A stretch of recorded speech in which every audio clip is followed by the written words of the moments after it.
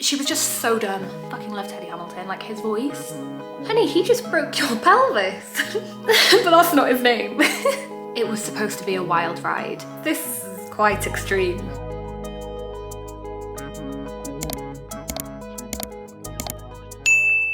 Hey book besties, welcome or welcome back. My name is Siân. For today's video, I thought I would go through the very short list of books that I have DNF'd this year. I used to be very strict. I would never DNF a book. Before this year, I just used to power through. I just used to struggle through the book even though I hated it because I just didn't have it in me to DNF.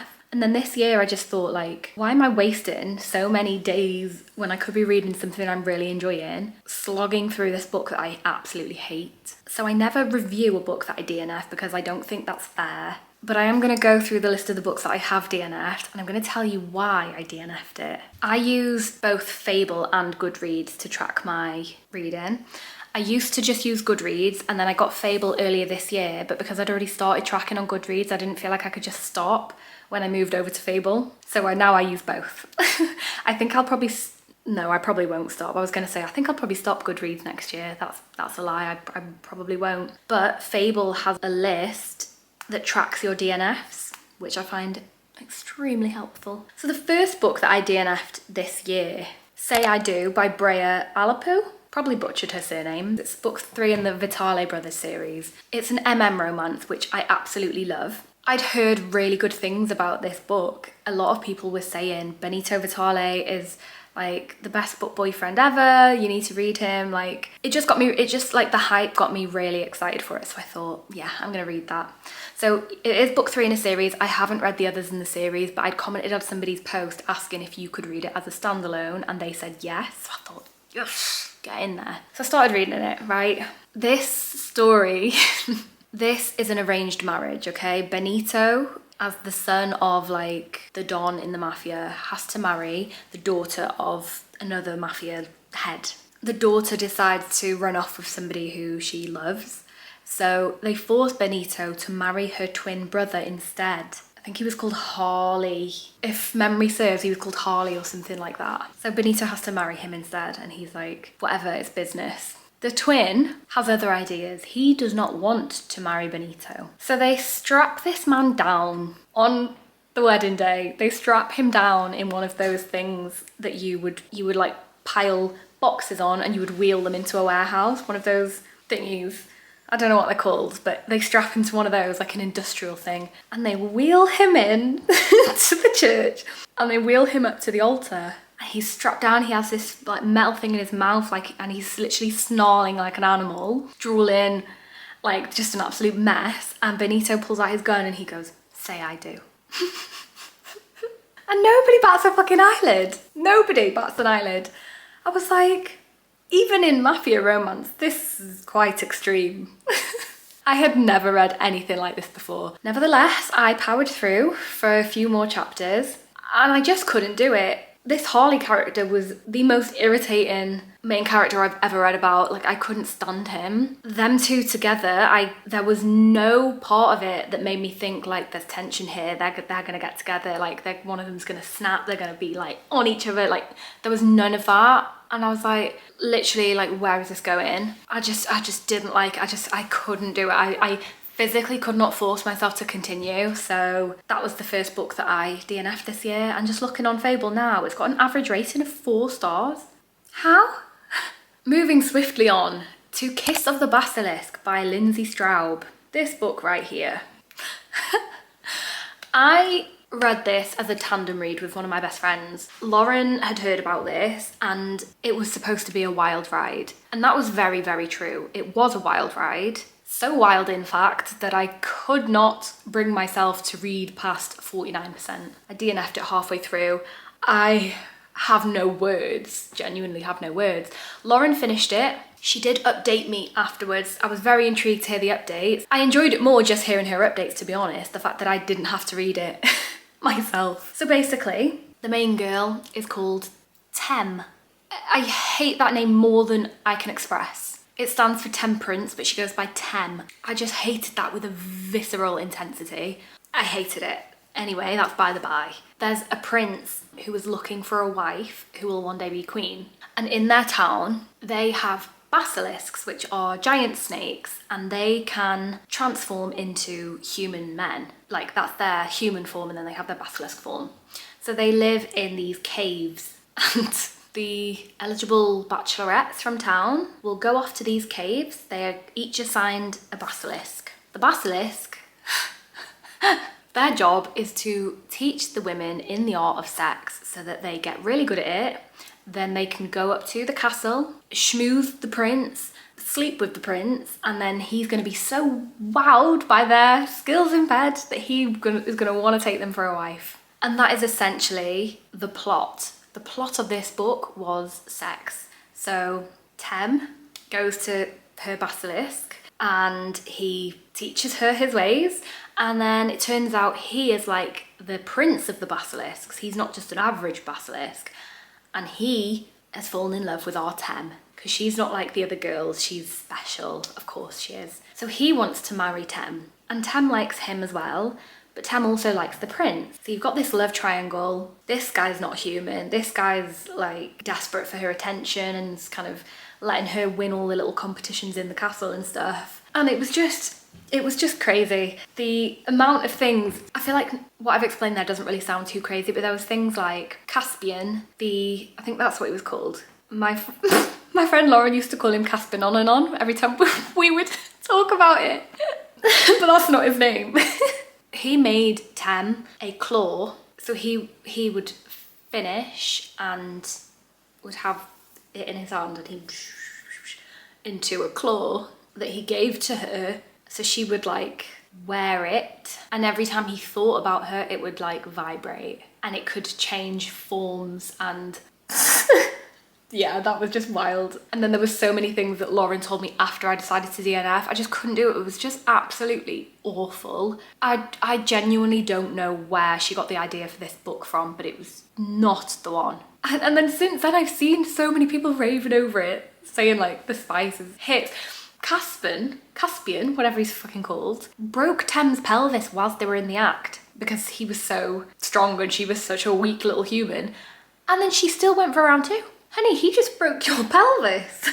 That is not sexy. That's not what people are wanting to be reading about. Certainly not what I'm wanting to be reading about. It's just really odd. So therefore, DNF'd. Moving on to Caged Wolf by Caroline Peckham. Actually, this is by the 2 women who wrote Zodiac Academy. I can't remember what the other one's called, sorry. This is a spin-off from Zodiac Academy, which I didn't realise, and I haven't read Zodiac Academy yet, so I'm not well versed in that universe or like the slang and things like that, or their writing style. So I went in, I think I'd seen something on TikTok that had given me the recommendation for it. So it's book 1 in the Darkmoor Penitentiary series. So she is essentially a werewolf, like shapeshifter. She robs a bank, gets caught on purpose so that she can be incarcerated in Darkmoor Penitentiary because she has the intention of breaking one of the inmates out. So then there was multiple POVs. There was her POV, there was like one of the guards, there was another inmate, and I just didn't really know what was going on. I think I read about 30%. So she's in there. The guard absolutely hates her, treats her like shit. I wasn't sure if that was like shaping up to be an enemies to lovers or what. She snuck down into one of the, is it like solitary confinement or something, so she could speak to the crazy inmate. Then she joined a wolf pack and they got like given certain times to like run around the compound in their wolf form because everybody was like wolves there. The whole thing just didn't really make a whole lot of sense at all, and I was really struggling to understand what was going on. And I think maybe that's probably because I haven't read Zodiac Academy. I'm not sure, but I just couldn't continue because I just wasn't enjoying it. So it wasn't really wild. It just didn't really make a lot of sense to me. Next up we have Caught Up by Navessa Allen. I did this on audiobook and I think I got 50% in and I had to stop. I had to turn it off. So let me start off by saying I read Lights Out and I enjoyed it, but I really thought it was quite overhyped. I didn't think it was half as funny as people were making it out to be. It was funny, but I wasn't like howling with laughter.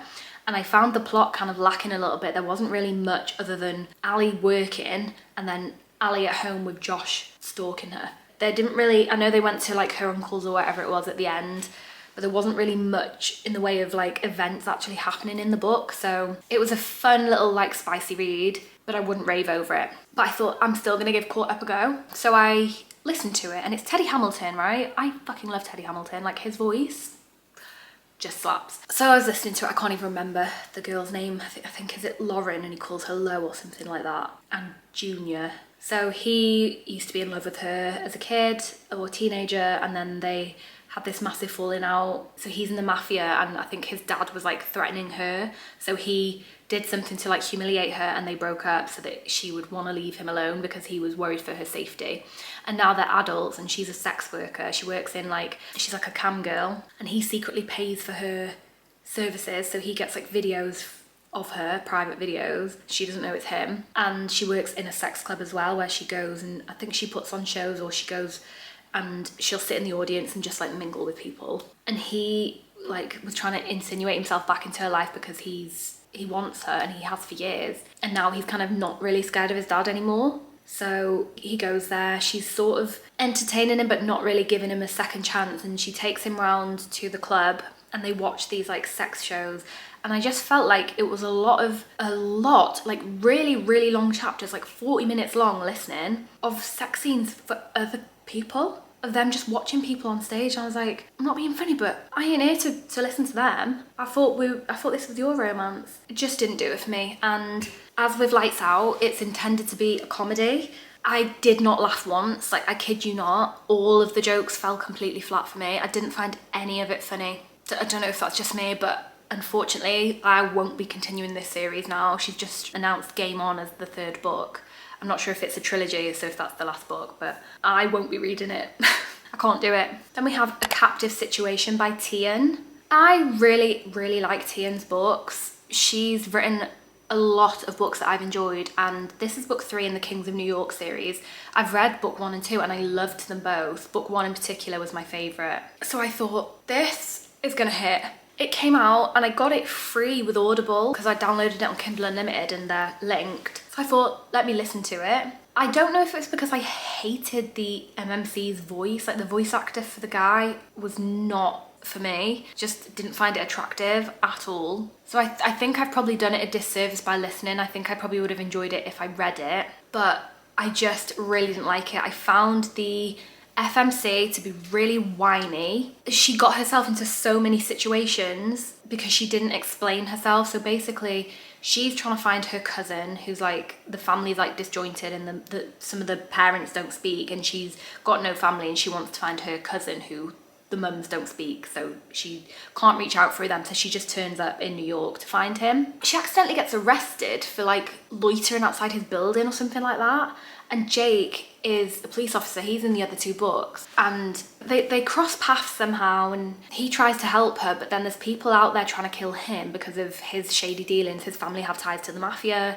so he has to kind of take her captive, but it's for her own safety, and she won't listen, and she keeps trying to escape even though he's proved, because there's literally people been coming at them with guns trying to shoot them. He's proved that he's trying to help her, and she still tries to run away, and it just really fucking pissed me off. Like, she kept doing it, and then she kept bringing other people into it, like her cousin and then her mum and her aunties, and I was like, what part of your life is in peril? These men are going to come in and kill you and everyone you fucking know and everyone you've ever spoken to. Do you not understand? She was just so dumb. It really pissed me off. So I don't know if that would change if I read it rather than listen. Probably not. I just hated it. I hated every second. I didn't enjoy a single bit of it, so DNF'd. And then lastly, which I was really disappointed with, Fearful by Lauren Roberts. I DNF'd this after about 60 pages, which is like barely anything. I hated it. I wanted to like it. I know it was Kit's story and it's set in the same timeline as Fearless. I really wanted to like it, but I fucking hated it. So I had to DNF. So basically, for anybody who's read the Powerless trilogy, which I really enjoyed the Powerless trilogy, although I have to say I was disappointed with Fearless because I just feel like there was many things that were, I don't want to say wrong with it, but so many of the characters had a disservice in that story that I just didn't really like the way it ended. I didn't think Kit needed to have that ending. But this was his story, him and Mara is death. So that's really intriguing to me. Like, I wanted to see how this all came about, but it was just unbelievably boring. It didn't grip me in any way. There was a lot to do with like Blair and Lenny, and because there was hints in Fearless and I thought they're both going to go across the Scorches, and it's that what the desert's called? I think it is. And then I thought they're going to be together, and it was kind of left open to your interpretation. That's what I got from Fearless. And this was kind of their enemies to lovers story, I suppose, although I don't know if they do end up as lovers because I didn't finish it, obviously. That's just a guess. But Blair's an absolute bitch. I literally hate her so much. I didn't want to read about Blair because I hated her. Like, I don't want her to have a redemption because I can't stand her. And Lenny was so nice. He deserves to be with somebody nice, not this absolute witch of a girl. So yeah, didn't really enjoy reading about them. And then the scenes with Mara in the moors, which is like the afterlife plane, I just didn't like it. That was all written in third person, didn't really rate that. And then the scenes with Kit, boring. Just boring, boring, boring. So I just couldn't do it, DNF'd. So that is just a very quick run through of all the books that I've DNF'd this year. Hopefully we won't be adding any more to this list, but who knows? Now that I've kind of discovered DNFing, I'm quite a fan. I'm not gonna lie, I quite like it. Only if it's warranted. If it's warranted, like, why should I waste my time reading a book that I'm just not enjoying in any way, shape or form? I'm just not gonna do it anymore, life's too short. So there we are. I did just post a video wrapping up my September reads. I'll leave that right here if you want to stay for a while. And thank you for watching.